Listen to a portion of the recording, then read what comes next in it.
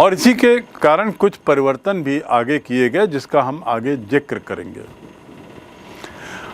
मैंने एक बिंदु बताया था कि योजना आयोग स्वयं में ऐसा कहना कि वो किसी के प्रति उत्तरदायी नहीं है या सर्वोच्च संस्था है, गलत होगा, क्योंकि इसके ऊपर एक आर्थिक विकास परिषद भी है, नेशनल डेवलपमेंट काउंसिल। आर्थिक विकास परिषद संक्षिप्त में क्या है? राज्यों का एक संघ है Bharat. It is A union of states. और राज्य के सरकारें अपने अपने राज्य के हित के लिए नीतियां बनाती है, लेकिन राष्ट्र की जब नीतियां बनती हैं, पूरे देश को लेकर जब नीतियां बनती हैं, तो समस्या आती है, क्योंकि वो राज्य की नीतियों से कई बार मेल नहीं खाती, टकराहट होती है। और उसमें योजना आयोग मूलतः केंद्रीय संगठन है, केंद्रीय संस्था है, इसलिए उससे ये उम्मीद नहीं की जा सकती थी कि वो राज्यों की योजनाओं को पूरा कर सके। ऐसी स्थिति में मुख्यमंत्रियों को योजनाओं के क्रियान्वयन में भागीदार बनाने की ज़रूरत पड़ी। ऐसी स्थिति में मंत्रियों को, मुख्यमंत्रियों को, राज्यों के मुख्यमंत्रियों को योजनाओं के क्रियान्वयन में भागीदार बनाने की ज़रूरत पड़ती है। और यदि उन्हें इसमें भागीदार बना दिया जाए तो उससे फ़ायदा ये होगा कि राज्य के और कुल मिलाकर देश के सामाजिक और आर्थिक विकास के लक्ष्य में राज्य स्वफूर्त सामने आएंगे, प्रेरित होंगे। केंद्र द्वारा राज्यों को प्रेरित किया जा सकता है केंद्रीय योजनाओं के क्रियान्वयन में। इसलिए केंद्र और विभिन्न राज्यों की विकास की नीतियों एवं कार्यक्रमों में समन्वय स्थापित करना, मैं पुनः दोहरा दूं, केंद्र एवं राज्य की विकास की नीतियों और उनके कार्यक्रमों के निर्धारण में, लागू करने में समन्वय स्थापित करने के लिए राष्ट्रीय विकास परिषद का गठन होता है 1952 में एक शासकीय आदेश के द्वारा। केंद्र तथा विभिन्न राज्यों की विकास नीतियों एवं कार्यक्रमों में समन्वय स्थापित करने और योजनाओं को पूरा करने के लिए राज्यों को प्रेरित करने के उद्देश्य से राष्ट्रीय विकास परिषद की स्थापना 1952 में। पहली पंचवर्षीय योजना में, जिसके बारे में हम आगे पढ़ेंगे, उसमें कहा गया कि भारत जैसे विकास देश के लिए, विशाल देश के लिए ज़रूरी है कि प्रधानमंत्री और राज्यों के मुख्यमंत्री मिलकर काम करें, विभिन्न पहलुओं की समीक्षा मिलकर करें। ये मिलकर करने की ज़रूरत ने ही राष्ट्रीय विकास परिषद के गठन की आवश्यकता पर बल दिया और 1952 में बनती है। इस प्रकार इसका गठन होता है और एक बहुत बड़ी संस्था बन जाती है। इसमें योजना आयोग के सभी सदस्य रहते हैं।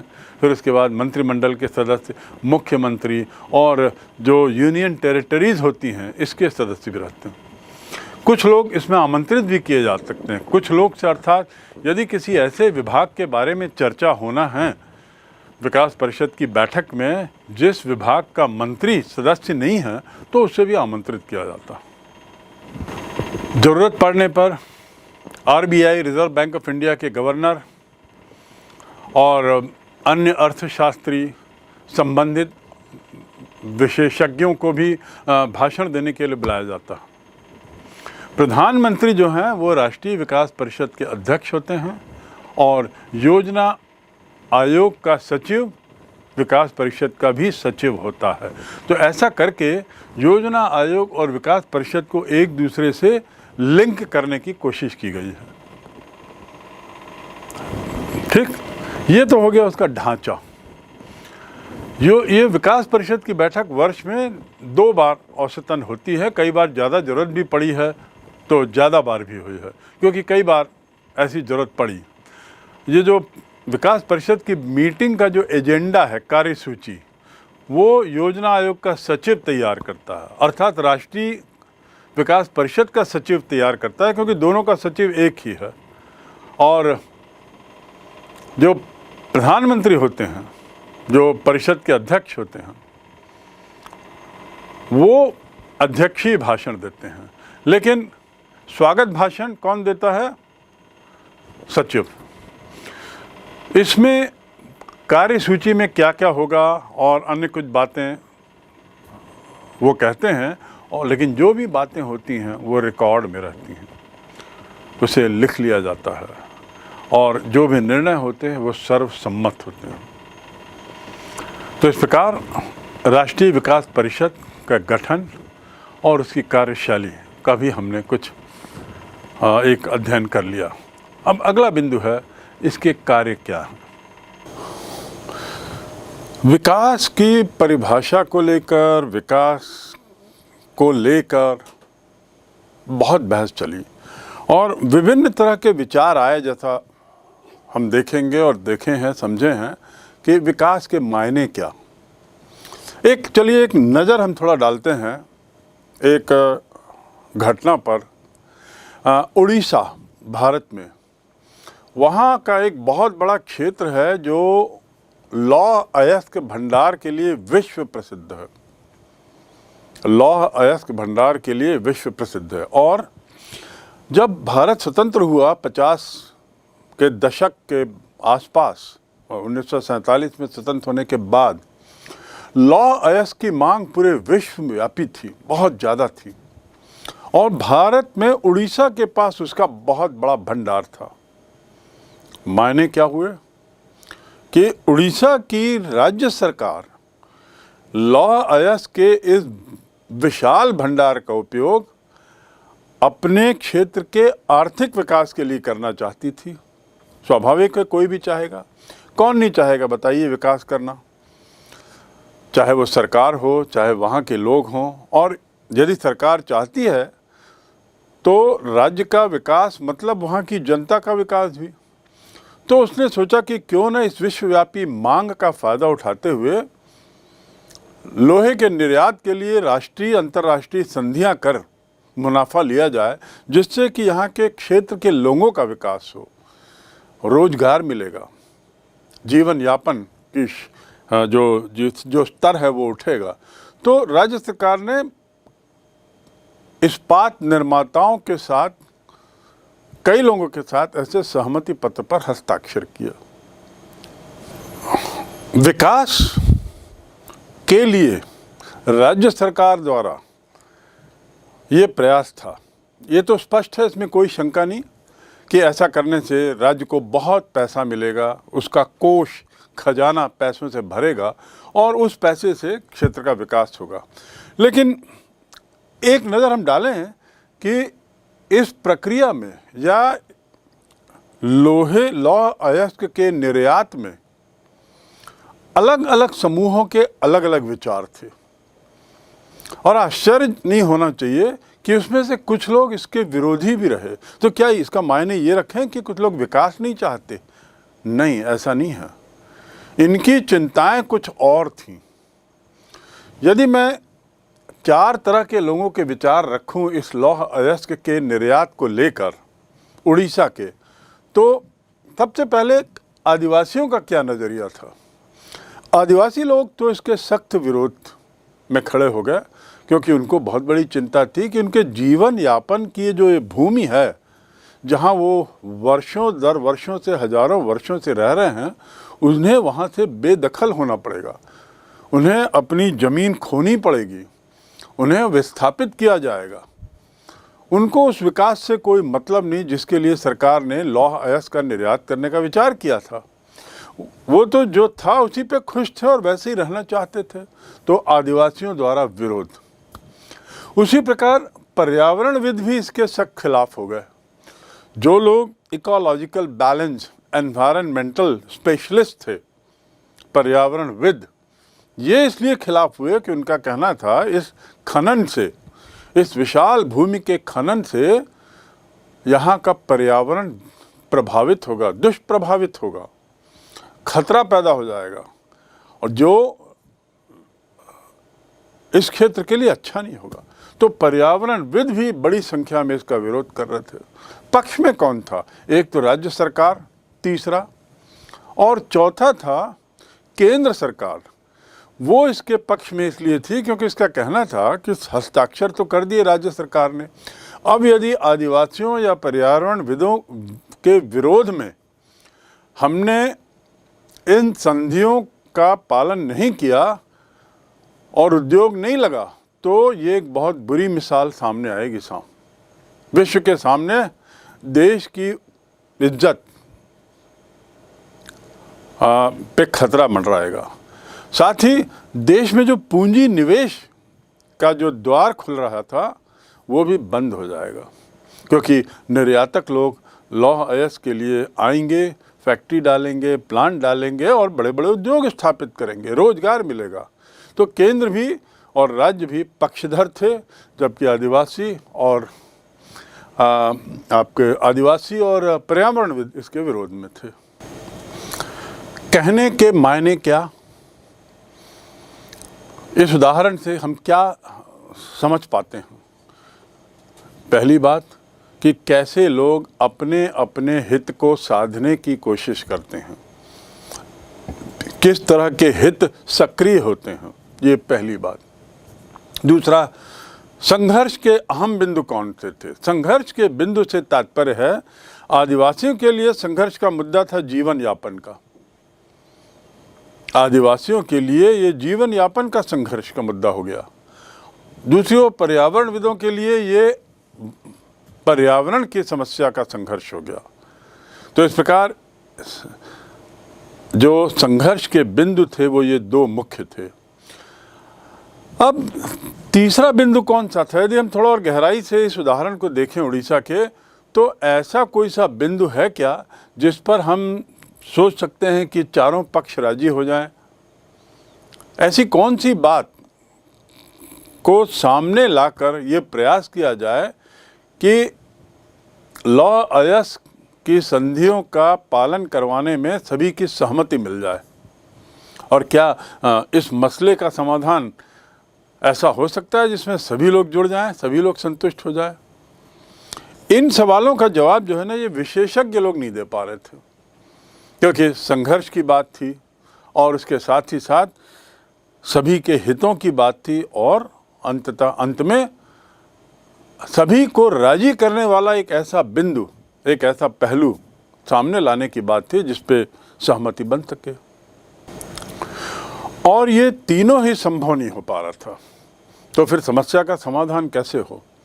ये उड़ीसा के इस उदाहरण के माध्यम से ये बताने की कोशिश है कि ऐसे विकास के हजारों मुद्दे सरकार के सामने मुंह बाए खड़े होते थे दिन प्रतिदिन, और खासकर तब जब देश के लिए विकास एक अहम आवश्यक लक्ष्य था।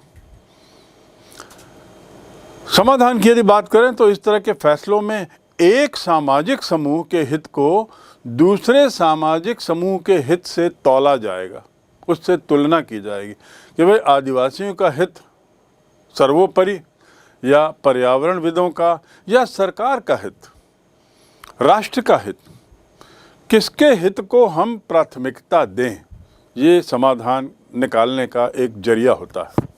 दूसरा होता है, ये भी सोचना जरूरी होगा समाधान निकालते समय कि इस पीढ़ी को तो फायदा हो, आने वाली पीढ़ी को भी ध्यान में रखा जाता है। ऐसा नहीं कि केवल इस पीढ़ी तक ही, आने वाले 20, 30, 40 वर्ष तक ही इस विकास का फायदा मिले और उसके बाद इस विकास से हो गए जो विनाश हुआ है उसका खामियाजा आने वाली पीढ़ी को भुगतना पड़े। तो मौजूदा पीढ़ी के हितों और आने वाली पीढ़ी के हितों को भी ध्यान में रखा जाता है समाधान निकालते समय, विकास संबंधी समाधान। अगली बात जो ध्यान में रखी जाती है वो ये है कि ऐसे फैसले जनता द्वारा लिए जाने चाहिए जिन पर विशेषज्ञों की स्वीकृति मिल जाए। जनता के द्वारा ऐसे फैसले लिए जाएं तो समाधान, बेहतर समाधान निकलने की गुंजाइश है। और जब जनता के द्वारा समाधान की बात आती है तो अंतिम निर्णय राजनीतिक निर्णय होता है, क्योंकि राजनीतिज्ञों की नस जनता तक पहुंची। राजनीतिज्ञ जनता की नस को अच्छी तरह पकड़े रहते हैं, वो जानते हैं, जनता की भावनाओं से वाकिफ रहते हैं, जनप्रतिनिधि के नाते वे जनता से जुड़े रहते हैं। इसीलिए अंतिम फैसला राजनीतिज्ञों के द्वारा लिया जाता है और इसीलिए पर्यावरण राजनीतिक मामला बन जाता है। राष्ट्रीय विकास परिषद के उद्देश्य, यदि हम उसकी बात करें तो उसका उद्देश्य बड़ा स्पष्ट है। वो ये है कि योजना आयोग की सिफारिश पर देश के सभी भागों का संतुलित एवं त्वरित विकास करने का प्रयास करना।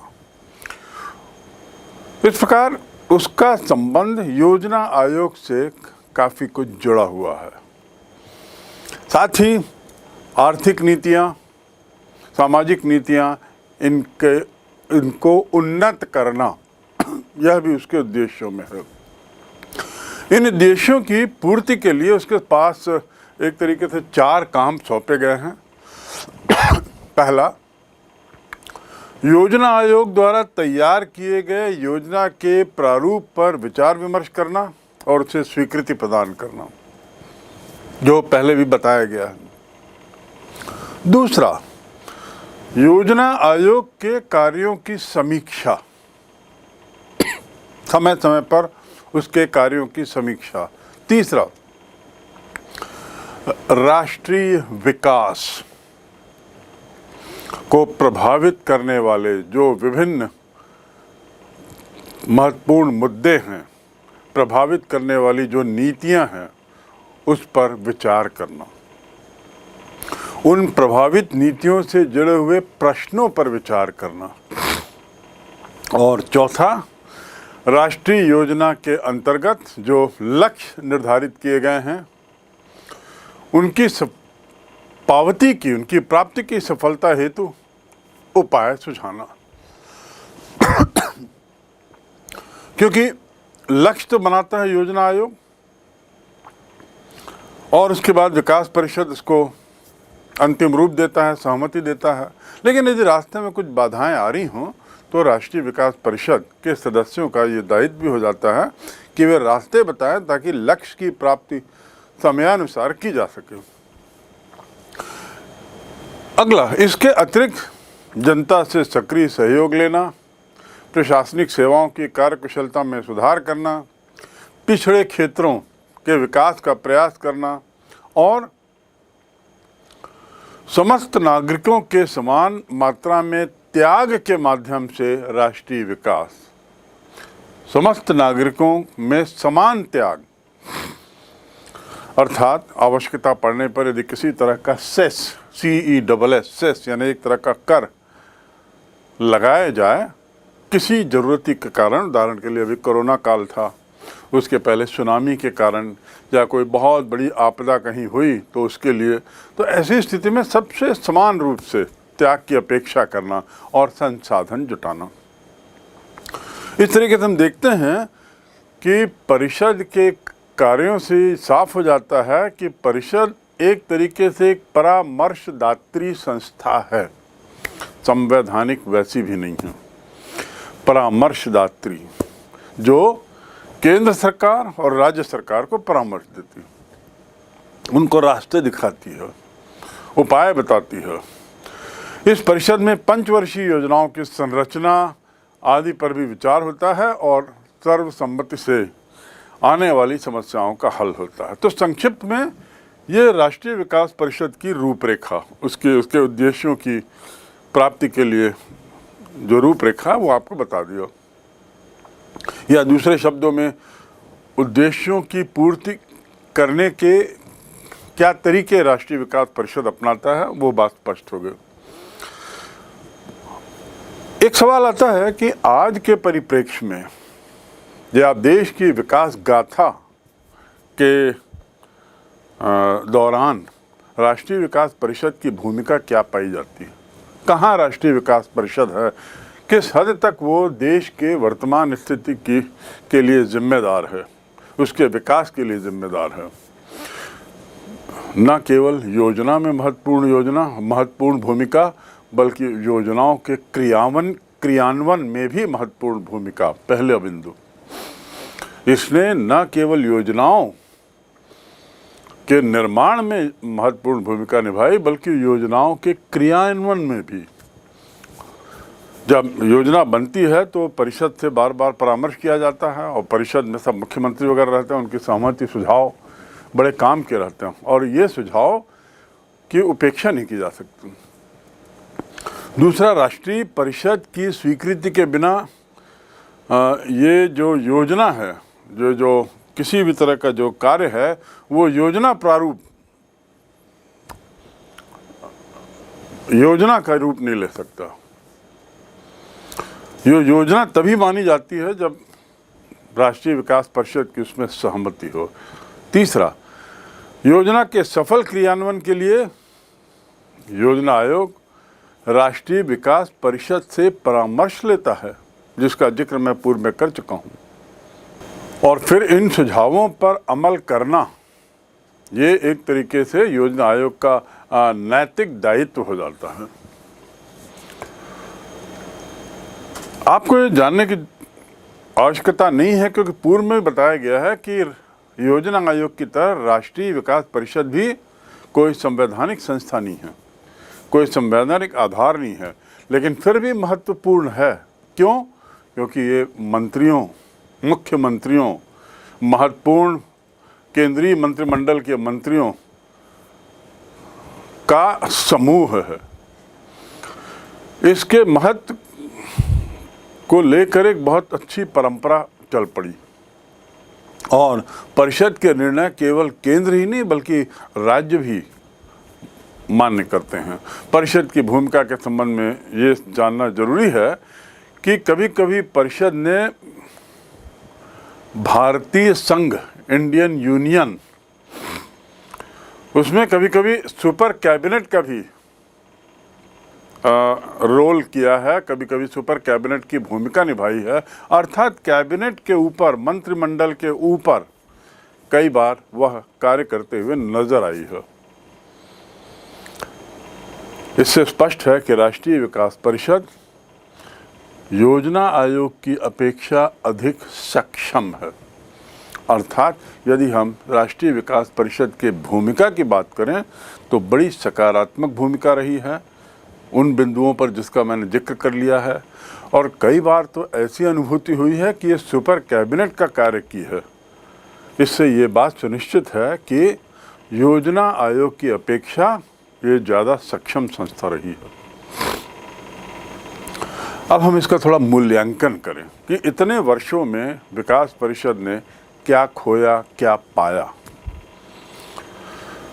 विकास परिषद की प्रशंसा भी हुई और आलोचना भी हुई, दोनों। जैसे योजना आयोग की प्रशंसा भी हुई और आलोचना भी हुई। प्रशंसा के रूप में परिषद में केंद्रीय सरकार और सरकारों के जो अन्य विभाग हैं उनके कोऑर्डिनेशन की बात को बहुत महत्वपूर्ण माना गया।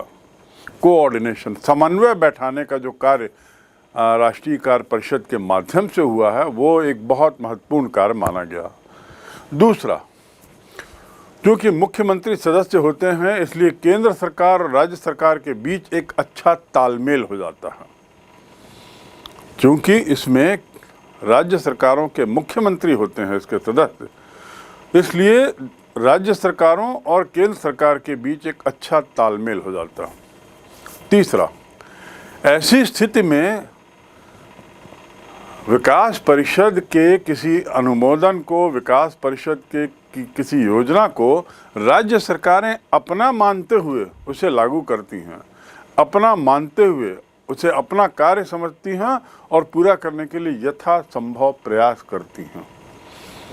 बहुत महत्वपूर्ण बिंदु है। मानो ये लादा नहीं गया हो, उनके मन में भावना रहती है कि ये योजना केंद्र के द्वारा लादी नहीं गई है बल्कि केंद्र की सहमति से है। चौथा,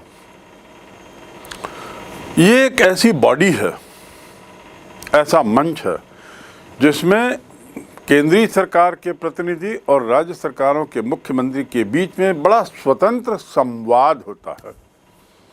स्वतंत्रतापूर्ण, बिना किसी गला शिकवा के, बिना किसी दबाव के संवाद होता है। इससे क्या होता है, सभी भागों में योजना कार्यों में एक रूपता लाना संभव है। क्योंकि कोई योजना सरकार बनाती है, केंद्र सरकार उसे पूरे देश में लागू करना है। तो मुख्यमंत्री बड़ी स्वतंत्रता से इस प्लेटफॉर्म पे अपनी बात रख सकते हैं और फिर ये सुनिश्चित किया जाता है कि इनके विचारों को समायोजित किया जाए ताकि ये योजना जो है उसे समुचित रूप से पूरे देश में एक रूपता के साथ लागू किया जा सके।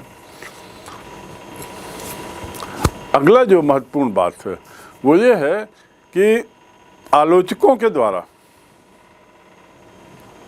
इस बात को भुला दिया जाता है कि विकास परिषद यद्यपि एपेक्स बॉडी है लेकिन संवैधानिक ना होते हुए उसकी कुछ सीमाएं हैं और उस सीमाओं के अंदर वो कार्य करती है। लेकिन उसके बाद भी आलोचनाएं होती रही। जो H.M. पटेल प्रसिद्ध मुख्य वित्त मंत्री और उसके पूर्व वे भारत के रिजर्व बैंक ऑफ इंडिया के गवर्नर भी बड़े लंबे काल तक रहे, उन्होंने उस पर बड़ी कटु टिप्पणी की है और उन्होंने कहा है कि ये बिल्कुल एक अपूर्ण संस्था मालूम होती है। नीति निर्माण करने वाली संस्था ना हो करके, मात्र सुझाव देने वाली संस्था ना हो करके ये इसके अतिरिक्त कुछ और भी कर रही है।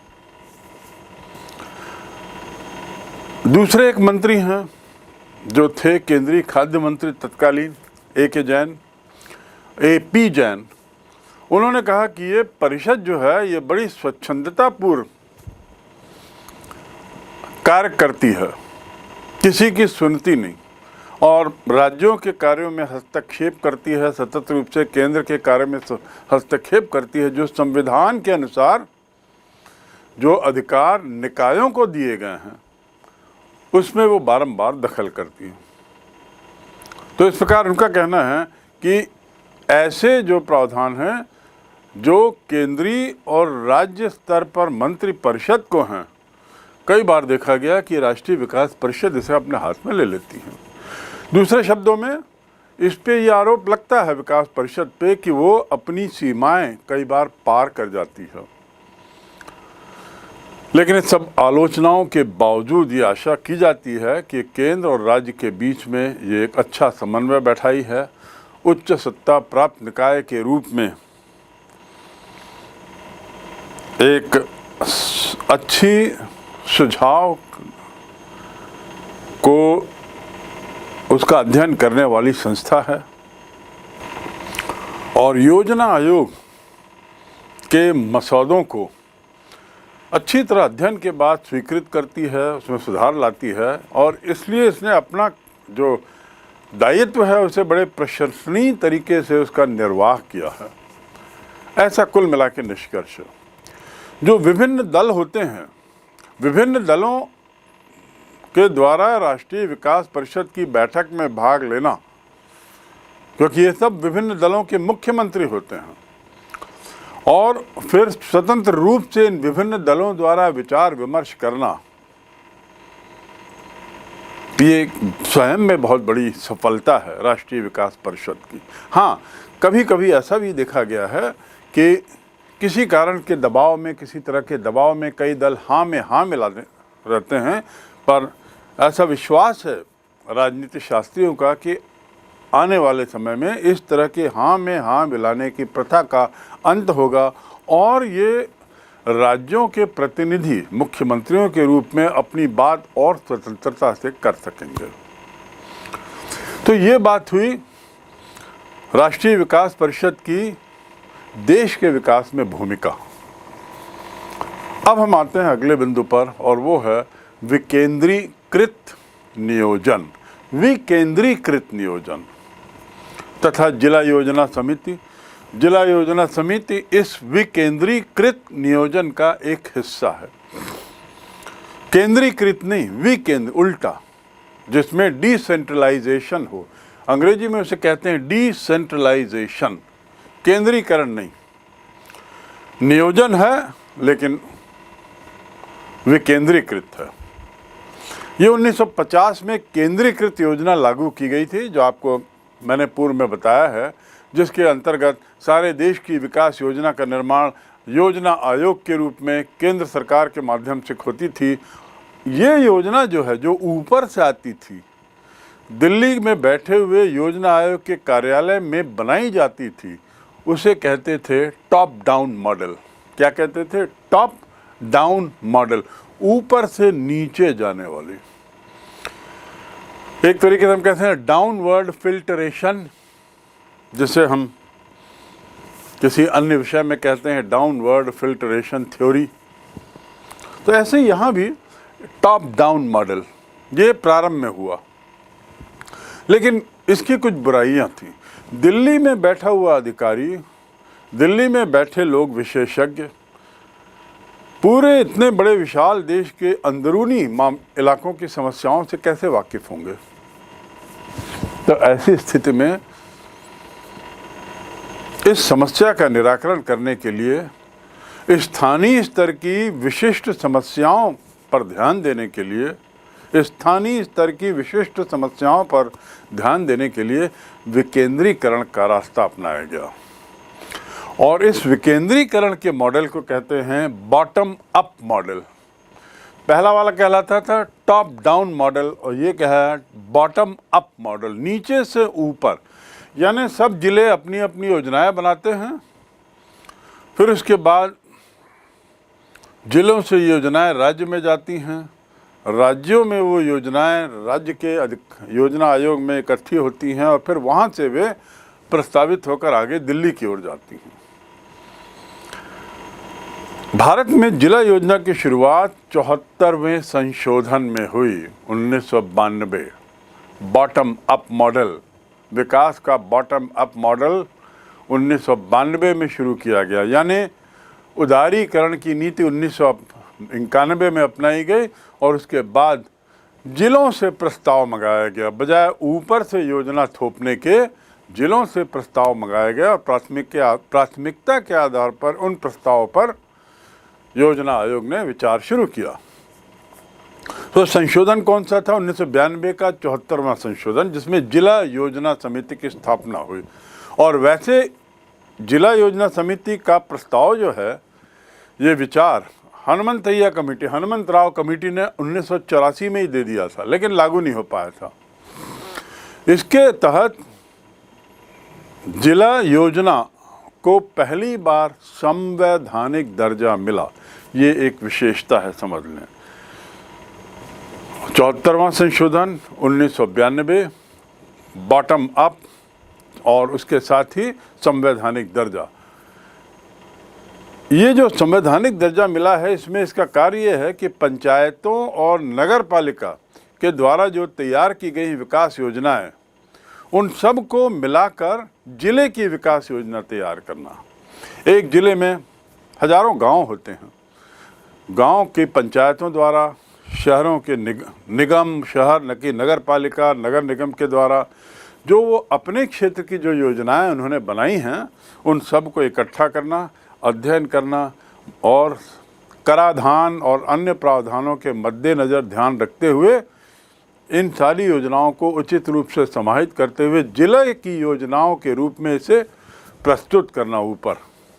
तो इस प्रकार ये एक बहुत महत्वपूर्ण संस्था बनी, और फिर ये राज्य की योजनाओं में शामिल होगा, राज्य की योजनाओं से फिर वो योजना आयोग में जाएगा। इस प्रकार योजना निर्माण का कार्य नीचे से ऊपर जाएगा, जिले से गांव, पंचायत से जिला, जिले से राज्य, राज्य से विभिन्न राज्यों के बीच, फिर केंद्रीय, और केंद्रीय के बाद योजना आयोग। इससे स्पष्ट है कि हर नियोजन केंद्रीकृत हो ये जरूरी नहीं है।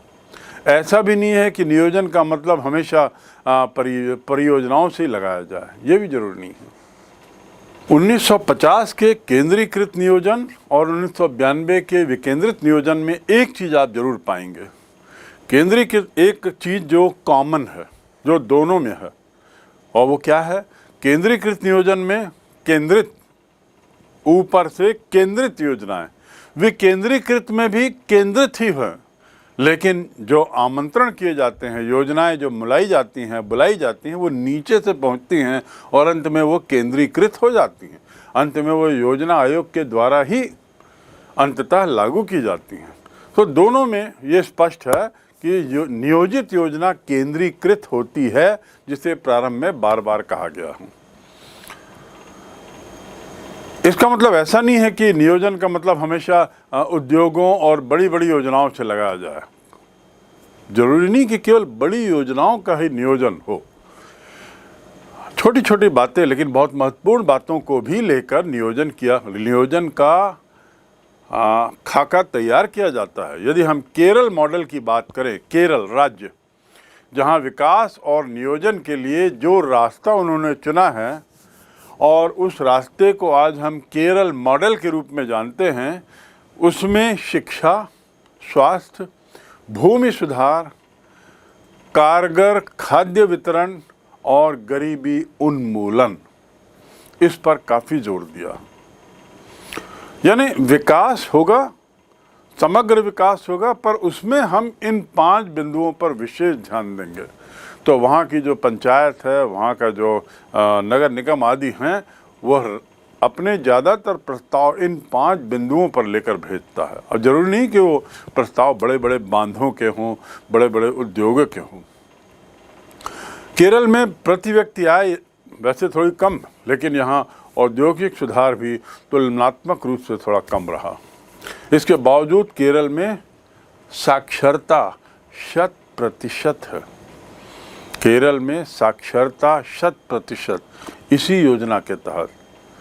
आयु प्रत्याशा बहुत बढ़ गई है, शिशु की मृत्यु दर बहुत कम हो गई है, मातृ मृत्यु दर बहुत कम हो गई है, जन्म दर भी बहुत कम हो गई, क्योंकि शिक्षा और स्वास्थ्य के क्षेत्र में विशेष ध्यान दिया गया। केरल में लोगों को कहीं ज़्यादा चिकित्सा सुविधाएं मुहैया हैं।